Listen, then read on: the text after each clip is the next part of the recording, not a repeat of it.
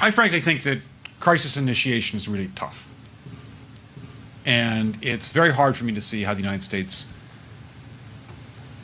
president can get us to war with Iran.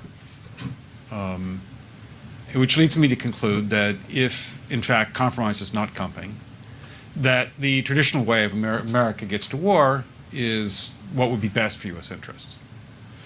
Some people might think that Mr. Roosevelt wanted to get us into World War II, as David mentioned. You may recall we had to wait for Pearl Harbor. Some people might think Mr. Wilson wanted to get us into World War I. You may recall he had to wait for the Lusitania episode. Some people might think that Mr. Johnson wanted to send troops to Vietnam. You may recall we had to wait for the Gulf of Tonkin episode. We didn't go to war with Spain until the until the Maine exploded. And may I point out that Mr. Lincoln did not feel he could call out the Federal Army until Fort Sumter was attacked, which is why he ordered the commander at Fort Sumter to do exactly that thing which the South Carolinians had said would cause an attack. So if, in fact, the Iranians aren't going to compromise, it would be best if somebody else started the war. One can combine other means of pressure with sanctions. I mentioned that explosion on August 17th.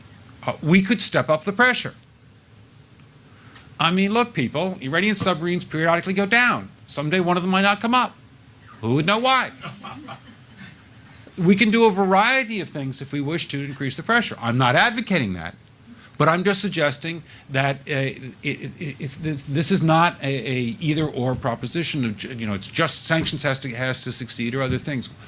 We are in the game of using covert means against the Iranians. We could get nastier at that.